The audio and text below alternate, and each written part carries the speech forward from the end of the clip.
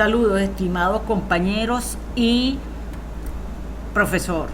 El equipo está conformado por Yadira Flores, Eila González e Inírida Loreto.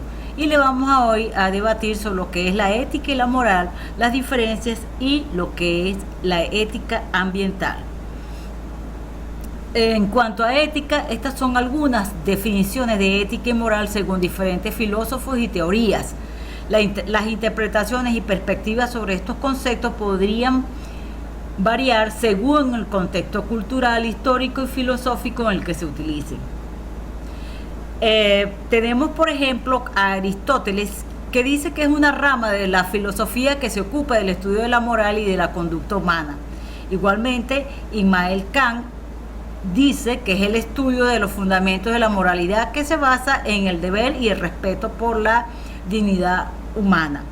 Desde la perspectiva contemporánea, Peter define la ética como el análisis racional de lo que es bueno o malo, justo o injusto, en términos de cómo nuestras acciones afectan a otros seres sintientes.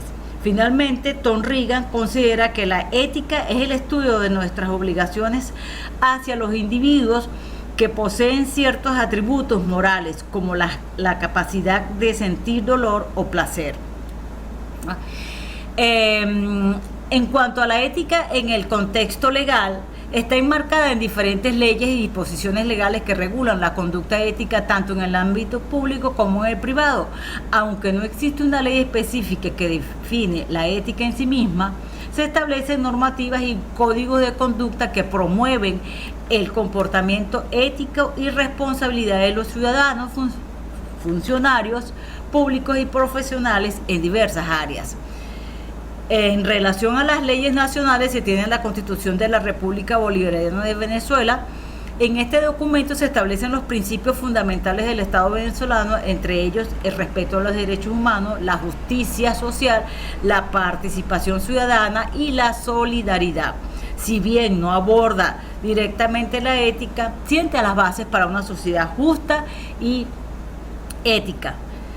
También se tiene el Código de Ética de Funcionario Público, en la cual se establece que a través de diferentes leyes y reglamentos existe un código de ética que rige el comportamiento de los funcionarios públicos en el ejercicio de las funciones. Este código incluye principios de transparencia, honestidad, imparcialidad y el respeto a la ley. Asimismo, existen las leyes de regulaciones profesionales que establecen estándares éticos y de conducta para los profesionales. Por ejemplo, el código del abogado, el del médico, el del contador público, entre otros. Bien, además Venezuela cuenta con una serie de disposiciones específicas para prevenir, detectar y sancionar la corrupción en todas sus funciones. Estas leyes promueven la transparencia, la rendición de cuentas y el buen uso de los recursos. En referencia a la moral, existen también una serie de definiciones, tales como la de Piaget, que dice que es el conjunto de reglas y principios que guían el comportamiento humano en la interacción social y en la toma de decisiones. Asimismo, Lawrence define la moral como el desarrollo progresivo de los principios y valores que guían el comportamiento moral de las personas a lo largo de su vida. Desde una perspectiva sociológica, Mille entiende la moral como el conjunto de normas y valores compartidos por una sociedad que regula la conducta de sus miembros. Y finalmente, Friedrich considera la moral como un sistema de valores impuestos por la cultura y la sociedad, que pueden ser cuestionados y subvertidos por individuos creativos y auténticos. Como la ética, la moral también está en el contexto de las leyes venezolanas y se relaciona con los principios éticos y los valores compartidos por la sociedad. Estos valores influyen en la formulación y aplicación de las leyes. Aunque las leyes venezolanas no definen directamente la moral, reflejan los valores y las normas sociales que se deben imponer, que se consideran importantes para la convivencia y el funcionamiento del Estado. Muchas gracias. Saludos. Diferencias entre ética y moral. Spínola, 2023. señala que la ética y la moral permiten diferenciar las buenas y las malas acciones en la conducta de las personas. Además, ayudan a entender el comportamiento, en general, sus reglas y sus principios. Por su parte, Rivas, 2022, señala que las palabras éticas y moral pueden parecer lo mismo, pero no lo son. Existen matices que indican que la ética y la moral son dos términos que se complementan, pero cuyo significado es bien diferente. Tanto la ética como la moral son importantes no solo para la filosofía, sino para la vida humana en general. Todas las personas son distintas. La moral ayuda a que esas diferencias convivan, construidas según hábitos, normas y costumbres trabajadas a lo largo del tiempo. Construye formas de comportamiento necesarias para una vida pacífica, abierta al respeto y al entendimiento de los demás. La ética es la disciplina que estudia las normas del comportamiento y estas normas forman la moral. La ética estudia las reglas y los códigos teóricos que fundamentan la moral, mientras que la moral estudia las costumbres, las normas y los valores que se rigen en la sociedad. La ética trabaja con máximas que no varían en el tiempo y que los filósofos llaman imperativos categóricos. En cambio que la moral varía según el contexto geográfico, histórico y político. Semejanzas entre ética y moral. La ética, en cambio, la ética brinda las herramientas para investigar los códigos, normas y conductas de la moral. Así es fundamental para distinguir entre una acción buena y una mala, los casos donde las reglas se vuelven confusas, y también ayuda a determinar cómo se administra y piensa la justicia. Ambas investigan el comportamiento humano, se plantean el dilema del bien y el mal, piensan la ofrendad, que es la teoría que existen otros distintos a uno, y la forma en que las personas se relacionan unas con otras en sociedad. Comparten el mismo griego ethos como origen etimológico, el origen de cada palabra. Tanto ética como moral pueden significar carácter o costumbre.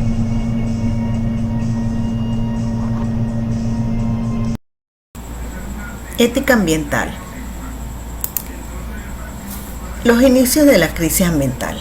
Hace 9.000 años, en la Revolución Neolítica, la reforestación fue el atentado ecológico más extendido, debido a la transformación radical de la forma de vida de la humanidad, que en ese momento pasó de nómada a sedentaria, donde la humanidad comenzó a transformar el ambiente para adaptarlo a sus necesidades y cuando la población de la Tierra empezó a crecer exponencialmente.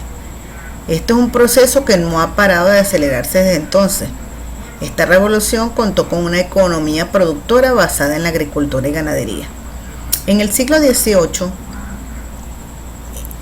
la revolución industrial dio un paso desde la economía rural del Neolítico al mayor conjunto de transformaciones económicas, tecnológicas y sociales de la historia de la humanidad, desde una economía rural a una economía de carácter urbano, industrializado y mecanizado, donde el empleo de la fuerza de energías alternativas, primero el carbón y luego el petróleo y después el gas, se convirtió en el soporte de la industrialización y del desarrollo de la sociedad industrial, con un incremento constante de la productividad que se tradujo en términos ecológicos en un incremento paralelo del desorden natural y en el desarrollo de formas cada vez más peligrosas de contaminación. Esta revolución industrial produjo un gran cambio en la intensidad y la variedad de contaminantes liberados al ambiente, creando zonas de contaminación en las áreas de mayor concentración urbana, dejando a su paso paisajes arruinados por el humo y los gases tóxicos de la chimenea, montañas de desechos, de materiales de desecho, corrientes de aguas contaminadas con residuos industriales y otras formas de contaminación que se fueron incrementando hasta la actualidad. La acción antrópica ha desatado una crisis ambiental sin precedente debido a la despiadada explotación de los recursos naturales, la cual es considerada por Leff en el 2004 como una crisis civilizatoria y de sentido que asienta sus bases en la cosificación del ser, la sobreexplotación de la naturaleza y la negación de la otredad. Todo esto impulsa a reflexionar sobre el papel del hombre en el mundo. A esto, Ortega y Mínguez en el 2001 expresan que una especie, la humana, ha tenido éxito, es capaz de subsistir en cualquier ambiente. En condiciones extremas, ha conseguido liberarse parcialmente de los imperativos deterministas y deteriorando la organización original. Se dedica a adecuar su medio a las exigencias o caprichos. La magnitud del deterioro es ya tal que adquiere dimensiones inéditas en la corta historia del hombre. Por lo antes expuesto, se puede vislumbrar que la humanidad se ha dado cuenta del deterioro ambiental en los procesos productivos, economías y acciones antrópicas, que están ocasionando un daño al ambiente durante los últimos años. Esto ya a un punto en que ponen en peligro la vida del ser humano y de los seres vivientes en la Tierra. Esto ha tenido una consecuencia en la transformación de la idea que había de la ética, lo cual antes no estaba ligada a los aspectos referentes al ambiente. Ética ambiental. La ética ambiental es, el ambiente se encuentra en un creciente deterioro por parte de la acción antrópica, que día a día llevan al planeta a la destrucción inevitable.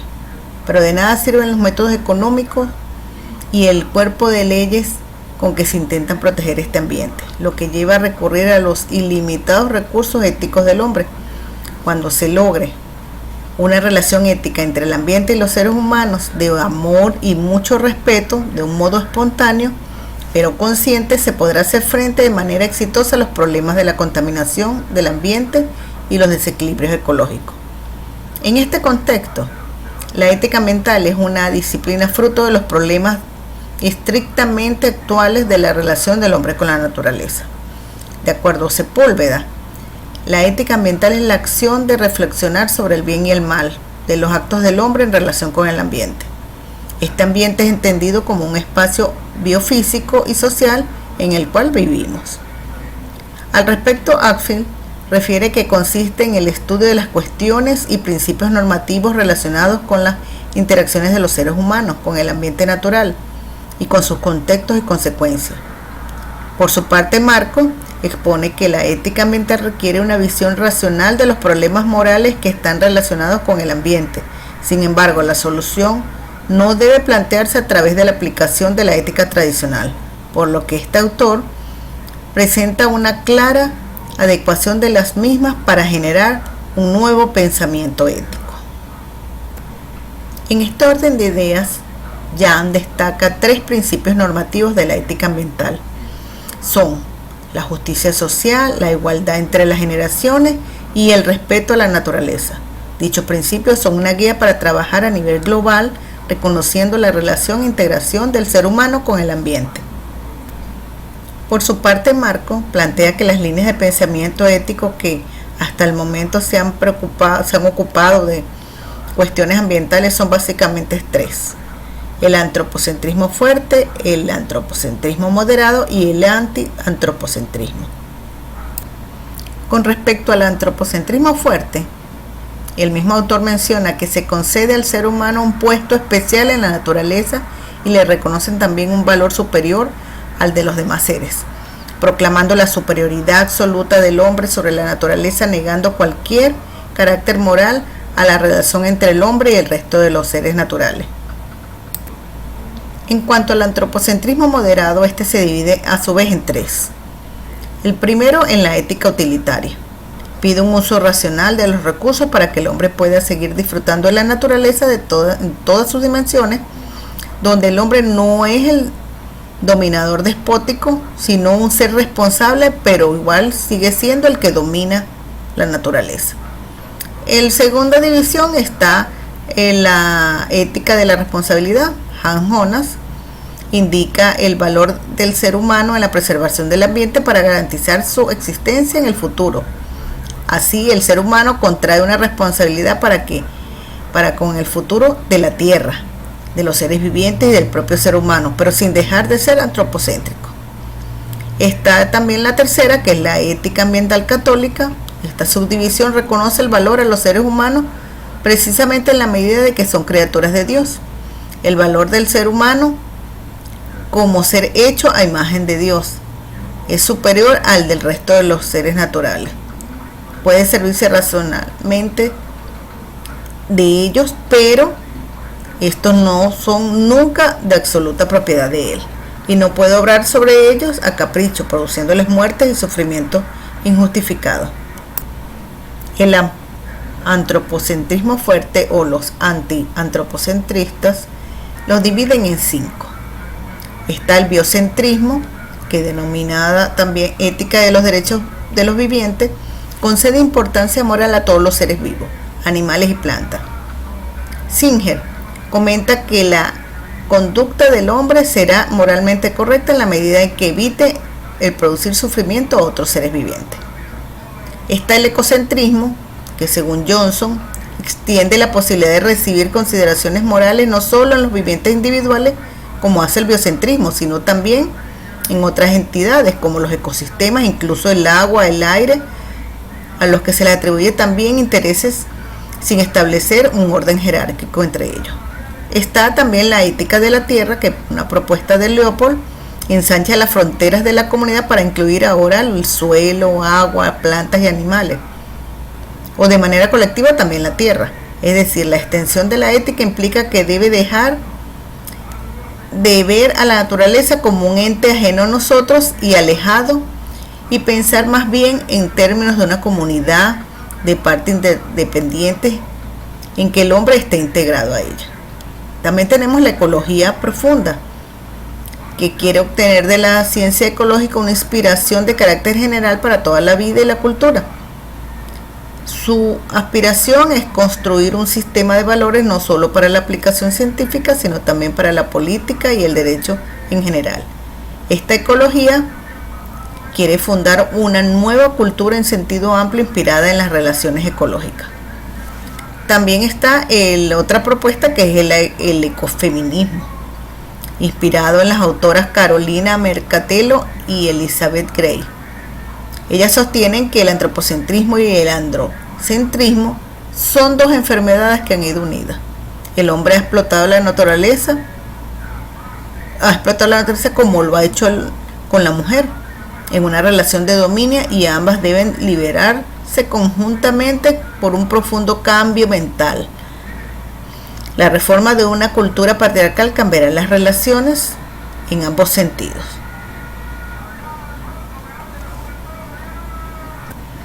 Los diferentes pensamientos de la ética ambiental se caracterizan por la inclusión de la naturaleza en el ámbito del respeto, lo mismo que consideran con la moral. La mayoría de los planteamientos buscan un fundamento axiológico, es decir, la discusión se centra en otorgar valor intrínseco a la relación de la naturaleza con el hombre. En este sentido es importante que el ser humano desarrolle un nivel de conciencia sobre sus acciones antrópicas que generen en el ambiente, a partir de la cual se busque consolidar estrategias para minimizar el daño o afectar lo menos posible al ambiente. Para despedirnos vamos a leer dos mensajes muy importantes y pertinentes con el tema. Este es: cuando el último árbol sea cortado, el último río envenenado, el último pez pescado, solo entonces el hombre descubrirá que el dinero no se come. Y también tenemos: la tierra proporciona lo suficiente para satisfacer las necesidades de cada hombre, pero no la codicia de cada hombre. Gracias por su atención.